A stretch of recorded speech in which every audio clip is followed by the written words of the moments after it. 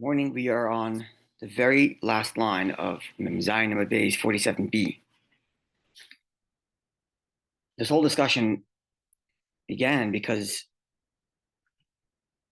the Mishnah was telling us about changes that came in the Jewish community as a result of certain behaviors and different enactments.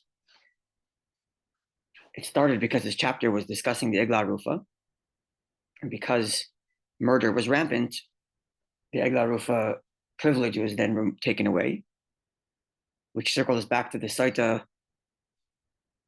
being discontinued because of its ineffectiveness, because promiscuity proliferated. And from there, we had this whole discussion about different behaviors that proliferated and that led to different consequences.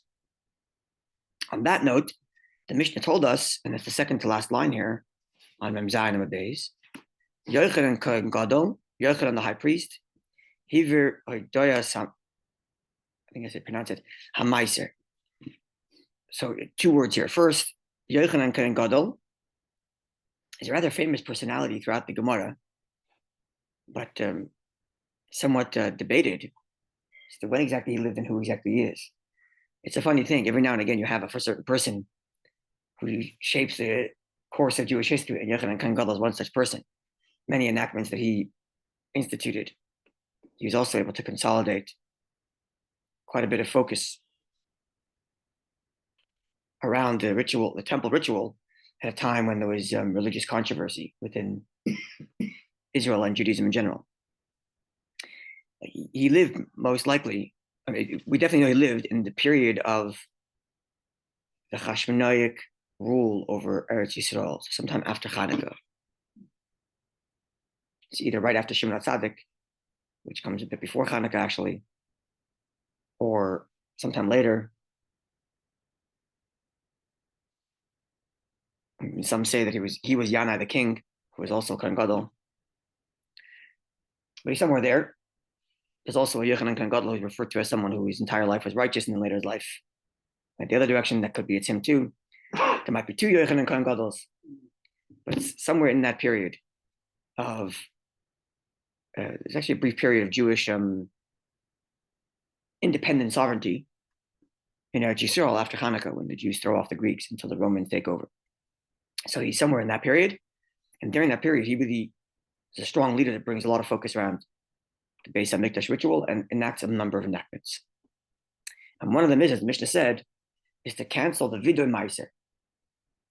Vidoy Meiser is like this: we have the giving of the tithe is on a 7-year cycle. Shemitah being the beginning of that cycle or the end of that cycle, when it's renewed. And during those 6 years, produce, there are certain trumas there are certain tithes that are consistent and some that change.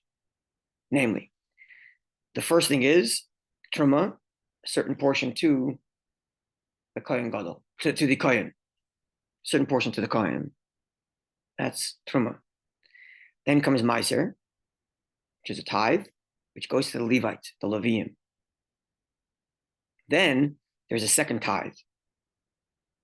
And that second tithe, depending on the year in that 7-year cycle, either you give it to the poor, or you take that produce and go up to Jerusalem and eat it there. And if the produce is too much, you exchange it for cash, take the cash up to Jerusalem, buy what you will, and celebrate and eat there. Celebrate and eat there. That's the system of Meiser. One more thing is that the Levi, who gets his tithe, has to take a portion of his tithe and give it to the Kohen as well. It's called Trumas Meiser. It's Truma from the Meiser, right? So the Jew who produces the produce gives a percentage to the Kohen, which is actually less than what he gives in a tenth. 50%. It's a 60th. And that's only by rabbinic and ordinate. It could be even less, by biblically speaking. So it's very little. And the Levi who gets 10% then takes percentage of his and gives it to the Kohen as well. So there's a lot of giving around. Now, after 6 years of doing this successfully, I think it's on the 3rd year of the cycle, which means I think that's the 4, right? 3rd. Right, and then 2 is Shani. Shani on the 3rd, right? It's 3rd and 3 and 6. 3 and 6 and 2 and 5, right? 2, 4, and 5 and 3 and 6, right? don't remember, but one of the years, please you look it up. But it's 2 for the poor, 3 up to Jerusalem, right? That was 2 for Jerusalem. One second, you have 6-year cycle, so you have 3 and 5, so it's 2 and 4. I don't remember offhand, but we can probably look it up. Order of Maser.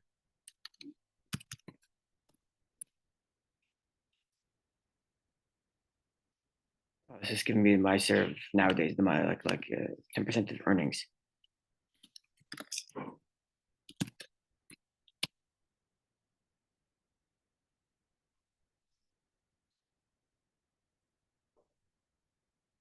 Okay, it's giving like the modern version of what you do. Anyway, look it up in Rambam. The bottom line is once during this cycle, I think it's during the 3rd year, maybe the 4th year, where you go to the temple and you make a declaration, Biyarti HaKodesh min habayis. I have done all the requisite tithe over the last cycle. Literally, Biyarti HaKodesh min habayis means I've Biyarti means like I've gotten rid of all the holy in my house. I mean, things that don't belong to you, that are holy, I'm supposed to give away, I gave it away. And then you describe how I gave it to the Levites, I gave it to the Kohen, and I gave it in order. A lot of the laws of Meiser actually come from that declaration. Because you make a declaration, you describe how you gave it, we just know the laws of how you're supposed to give it. Cool. That's how the Torah phrase is. Torah says you're going to come to the temple and describe what you did. So now we know what to do. Right. Okay. Declaration tells you what. Exactly right. Yeah. Just on the subject animal ties, every 10th you have to mark with the red paint. It's not part of the cycle. Part of that. No, this is specifically on produce. Yeah. Produce, okay. And back in temple times, I think I mentioned this before. This is what you would do. This is the money you would use to pay for all of your Yom Tov meals.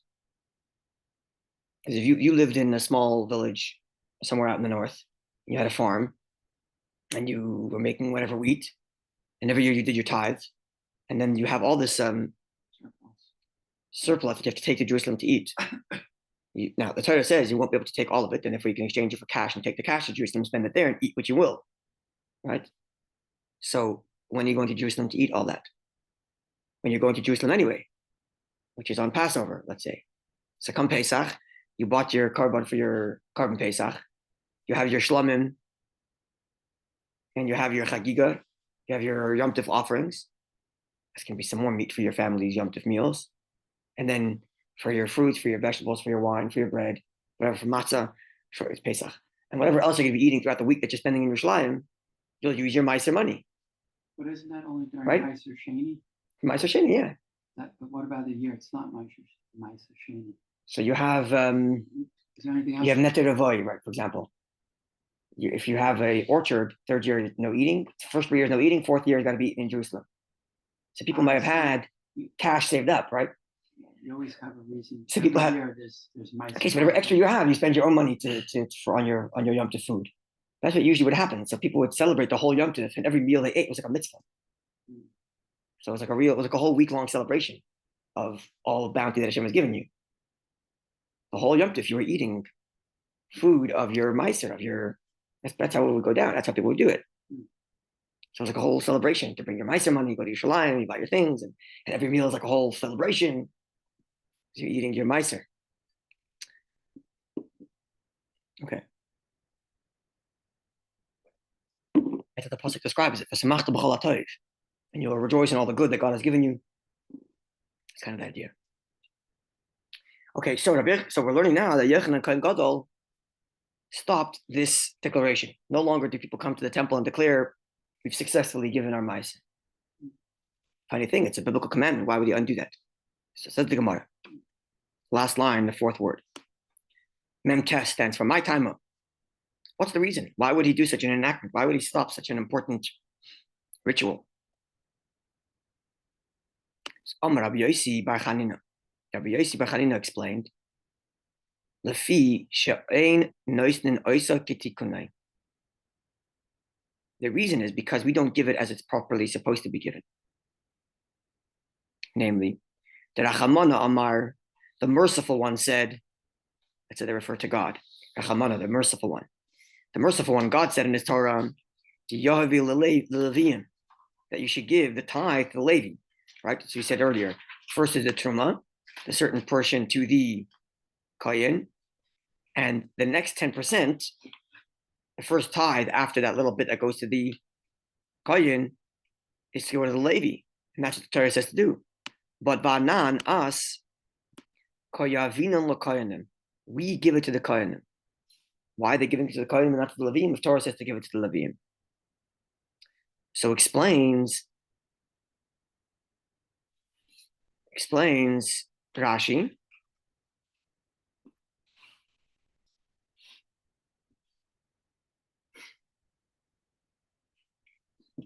Explains Rashi. When Ezra brought the Jewish people back to Jerusalem, Ezra is one of the Jewish leaders between the first and second temple, toward the end of the exile. He overlaps with Mordechai and Daniel, Hananiah, Mishael, Azariah, that generation. So it's a generation just before the return and the building of the second temple, or around that period.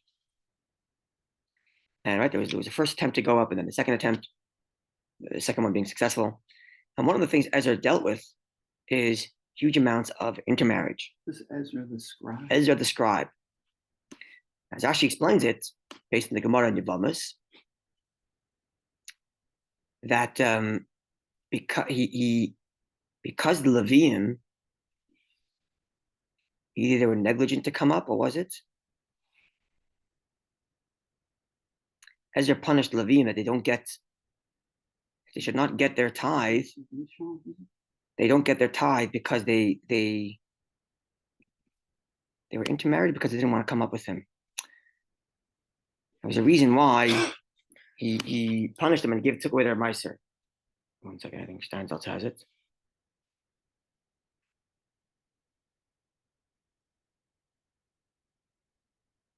Where is it? Yeah, they didn't come with him. Yeah, they didn't come in droves from Bavel to return to Israel. So he punished them and said, "You're not getting your meiser. Instead, we're giving it to the Kohanim." So now, if Yochanan Kohen Gadol is sometime after the story of Hanukkah, during the Hashmonaim era, and Ezra's before the building of the second temple, so you're talking about 2 centuries, probably, maybe more, when Jews were not giving the Levi the meiser, they're giving it to the Kohanim. So Yochanan Kohen Gadol comes along and says, "Hold on a second. You're coming to the temple and you're declaring that you gave the tithe as Hashem required." No, you didn't. You gave it to the Kohen, not to the Levi. So he said, "We're going to cancel that statement. No more saying it. I can't undo what Ezra did, but it doesn't sound right to come to the Beis Mikdash and tell Hashem you gave the tithe as you're supposed to, and you didn't. Torah says to give it to the Levim, and because of Ezra's enactment, you don't give it to the Levim." So that's what the Gemara explains.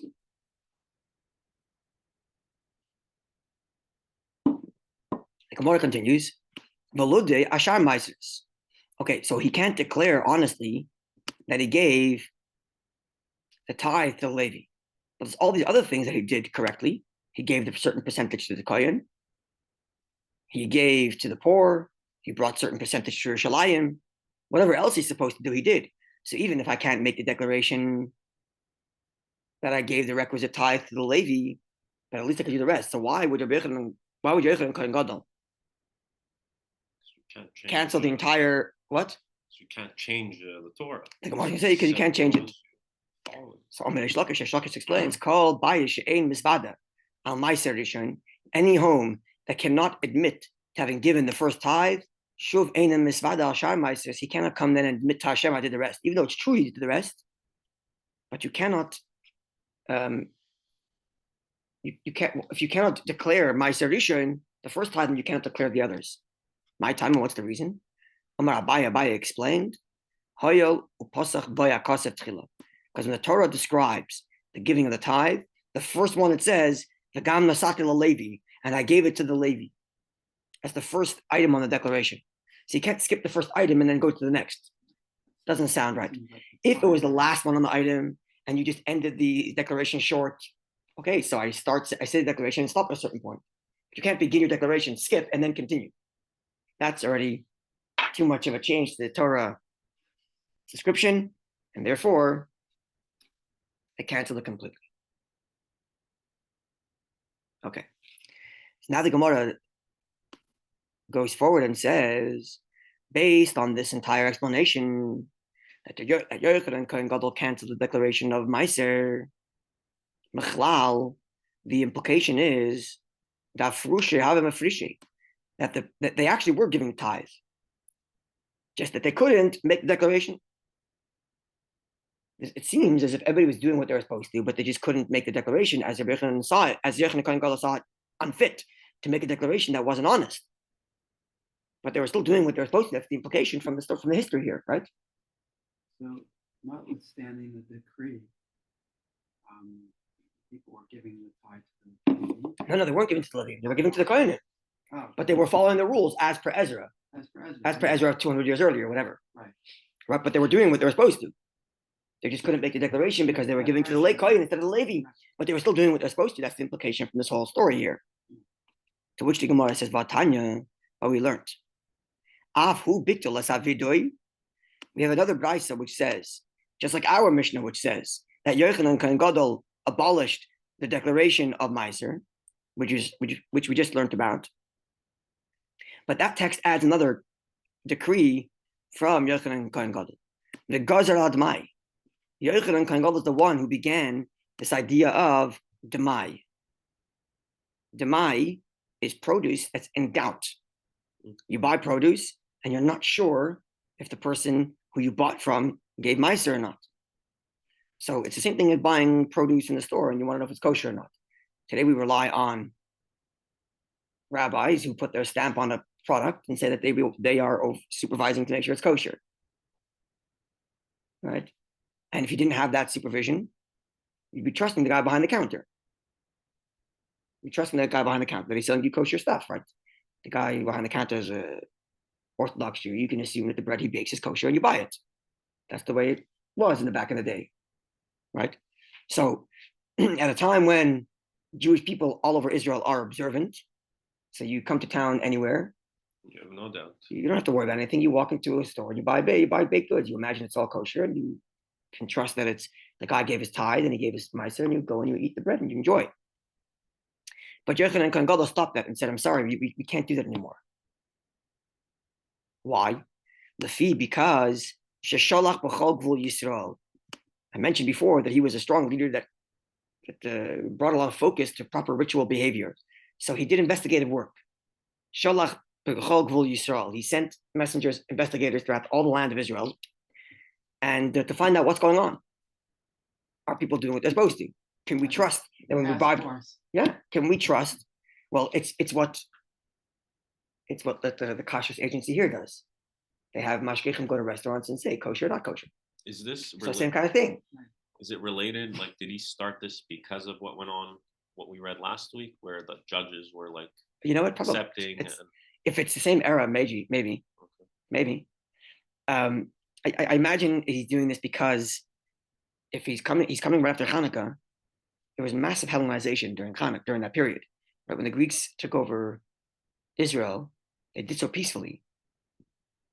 Right? Shimon HaTzadik persuaded Alexander not to raise Jerusalem to the ground. And Alexander was very, very interested in Jewish philosophy, as we learn other stories in the Gemara where he had discussions about Jewish philosophy. And there was an unfortunate integration of Greek culture into Jerusalem. So the battle over Hanukkah was much more a civil war than it was Jews against Greeks. It was Jews against Hellenizers, Jewish Hellenizers. So it talks about the woman, the judges, and then the woman being promiscuous, and now this. Kohen Gadol says maybe So it's time to check the food. It's very possible. So it makes sense during this period of time when there's a lot of Hellenizing Jews, and now that dust settled, we got rid of the Greeks, so we have to consolidate Jewish practice and draw lines in the sand and say, okay, this is not okay, and that's what Yochanan Kohen Gadol seems to be, that kind of leader. He did that. So one of the things he does here is Shalach b'chol gvul Yisrael. He sends agencies, mashgichim, mashgiach, all over Israel to find out, can we trust people with their produce or not? the raw, and he saw she'ein mafrishin, that people they don't separate. Mafresh means to separate. Ela truma gedola bilvad. They only give the high truma. All they're doing is giving to the Kohen Gadol, to the Kohen, the first tithe, but everything else they're not giving. That's what he saw. Truma. Sorry? Truma, They're giving truma, but not. but not the meiser to the Levi. That they're taking more lightly, and it would make sense. Well, that was the So one that was. Ah, They were instructed. that was the not one. to, so. The one they were would you- instructed to give to the It's Kohen, not not to the Levi. That was no, they were instructed to give it to the Kohen rather than the Levi. So Right. you could give meiser to the Levi because a Kohen is also a Levi, right? Yeah. So you could give that. That's true. Yeah, So that's true. That was the clever of what Ezra did by making them give the tithe to the Kohen rather than to the Levi. He's giving to the lady as well. In theory, because the Kohen is also a Levi, right? So, but it would make sense that these Jews who are quasi-observant, it's like a Jew goes to Shul Yom Kippur on the Shabbos. I'm not going to miss Yom Kippur, right? So that's the way Jews felt about it. I'm not going to miss the Truma for the Kohen, but the one for the Levi, which anyway is not going to the Levi, and the one for the poor, whatever, I give my charity anyway. All kinds of excuses. But they were taking the Truma Gedola, they were taking the high Truma seriously, especially considering that there's actually it's a person who eats Truma, who's not a Kohen, is death penalty, just like Yom Kippur. So they treated it like Yom Kippur. So in other words, they weren't giving the part that was supposed to go to the Levine to the Kohen. That's correct. And they weren't giving to the poor either.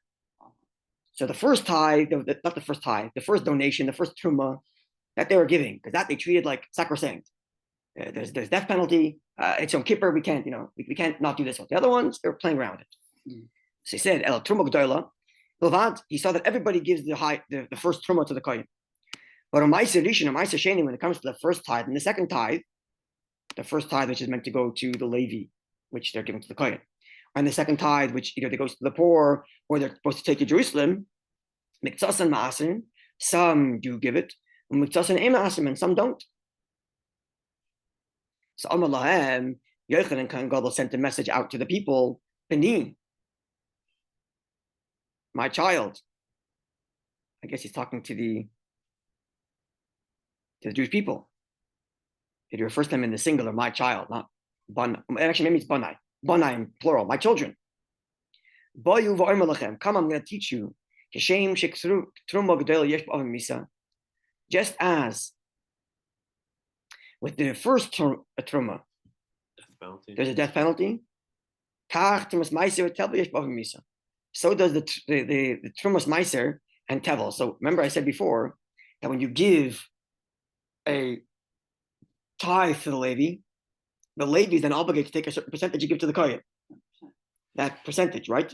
10%. So that's correct. So if I don't give my 10% to the Levi, he can't give, and he can't give a 10% to the Kohen, then you end up eating anyway that which belongs to the Kohen, and the same death penalty applies. So what are you doing to yourselves? 10% belongs to the Kohen. It's mixed in. That's right. It's mixed in with the rest of them. It's like a modern day teacher saying, guys, Yom Kippur is important. You all know that. And Shabbos also is important. Yom Kippur has karas and Shabbos has skila. Not that language maybe, but that's the point, right? That's what Yochanan Kohen Gadol is trying to do. But clearly people didn't heed the call. And therefore Amad Behiskin, he got up and he established Lahem for the Jewish people. He established the idea of Demai. Halekeyach Peidos Ma'amaretz, someone who buys produce from, literally means an ignorant person, someone who's unaware of. Amaretz literally translates actually as a man of the land. I mean, he's uneducated, he doesn't understand and appreciate the importance of giving all these different tithes.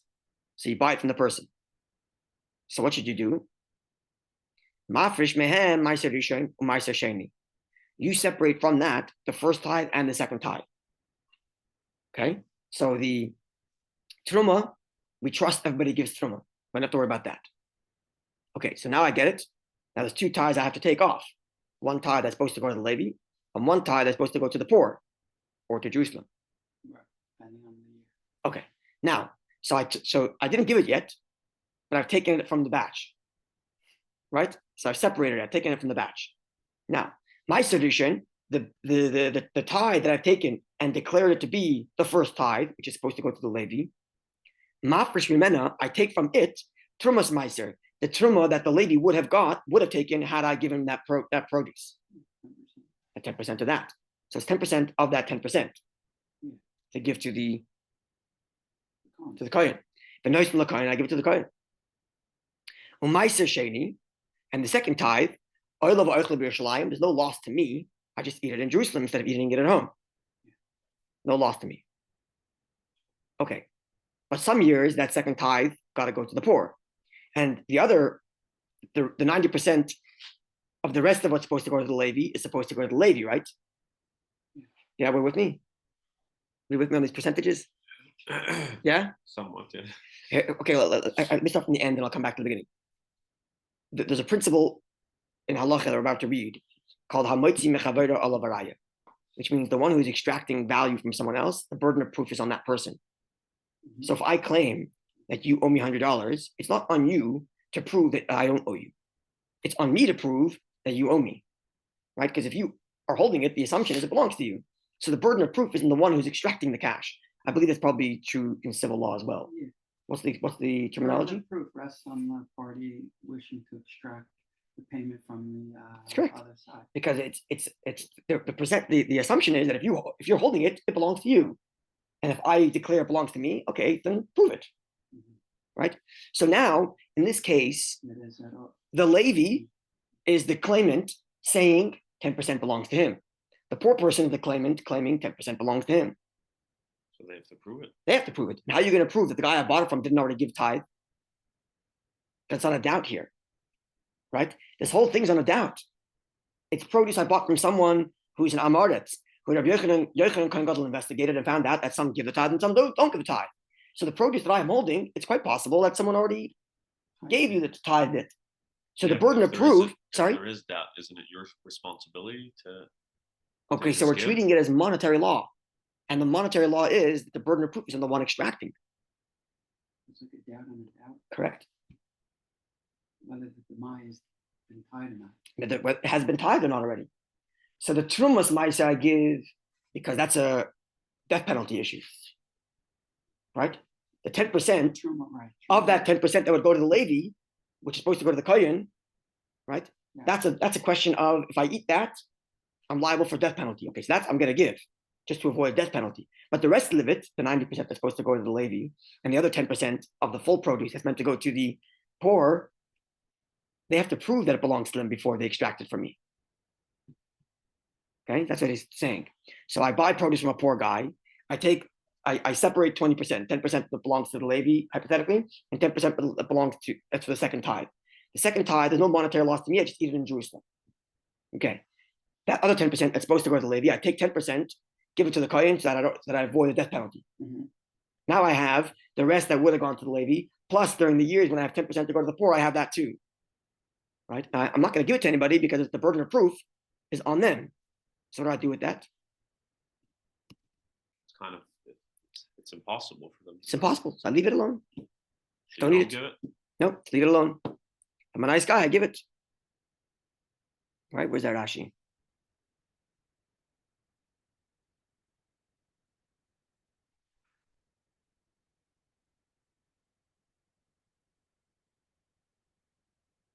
Yeah. Okay. The point being, so again, I separate the first tithe and the second tithe. Of the first tithe, I take a certain percentage and put it aside for the coin, the nice and the coin, and I give it to the coin. Ma'aser Sheni, the second tithe, there's no monetary loss to me. I can go eat it in Jerusalem. Ma'aser Rishon, Ma'aser Ani, the rest of the first tithe, which should have gone to the Levi, and the tithe that belongs to the poor, the one who's trying to extract it from me has to prove that I actually owe them that. But it's possible that the person who I bought the produce from to begin with already gave a tithe. Now, what's the point of all of this? Was this enactment was made to protect the people from harsh ruling? Yes, sorry, it's meant to protect the buyers from accidentally eating Right. something that belongs to the kohen, which is a death penalty issue. Right. That's Right. my point. Yeah, I guess. Yeah. There's a whole tractate called Demai, Demai, yeah. which discusses these laws because there are other loopholes. You can give it. Past, A poor person, for example, is not obligated to take the Demai. That's too much of a loss for him. He's got to revert to 20%. All right. So this, if you take from poor, then if you yourself are poor, right. God forbid, and you bought and you have these things, you don't have to worry about Demai, for example. Right. There's other such laws around it. Tithing. Yeah. So what's the point of all this? Here, the indication is that in the time of Yochanan Kohen Gadol, people were not giving Meiser. Whereas earlier we said that Yochanan Kohen Gadol was abolishing or discontinued the declaration that I've given what I'm supposed to, implying that people were giving what they were supposed to, but I took away the declaration because they were giving it to the Kohen rather than the Levi. But here it seems that people weren't giving it. So which one is it? Were people giving or not giving? Answer. People weren't. Right? Some weren't and some were. Because he instituted Haman. Right, but Right? Or he also instituted that people shouldn't make the declaration because they were giving it, but they weren't so giving it. I guess. Therefore, so it says the Gemara, Tarki ticket. Yochanan Kohen Gadol established two things. Bitul vidu de chaverim. He told those who were scrupulous to give meiser, called chaverim, called friends. Right. He told people who were scrupulous of their requisite tithe not to make the declaration because they're giving their percentage to the Kohen rather than the Levi, and that would be a dishonest declaration. And then simultaneously, he also said that those who are not careful of tithe, when you buy from them, you have this whole demise system that you have to take care of. So you kind of get a window into the history here of like, you start to see, you're starting to see a split, a necessary evil split between the Orthodox and the non. So what is An the unfortunate, necessary thing to protect Jewish practice and ritual. what if a person buys from Haberis? Yeah. So you don't have to do What anything. does it do with that 90% of Meiser? You don't have to give anything. If you The buy from a, proof is not if you're buying from a chaver, yeah. If you're buying from now he already gave it. Assuming he He already gave it, oh, so that's right. and you can just enjoy it. That's You right. don't have to worry about it at all. He gave That's right. So you're that's right. a whole another. Yes. That's a whole other part of my. How do you know who's a chaver or not? And what does someone do to become a chaver? There's halachas and Rambam like this. What does a person do to demonstrate that he's a chaver? That he's now from now on he's scrupulous and meiser. But what's interesting is, wouldn't I, let's say I'm a customer, wouldn't I be paying the same price from both? Because somebody who paid his tax is going to charge you a certain price, and then the other person, why would he charge you less if he could get more money? Yeah, it's discussed also. Yeah.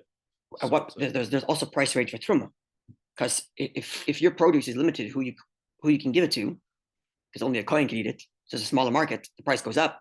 Right. There's all kinds of discussion like that also.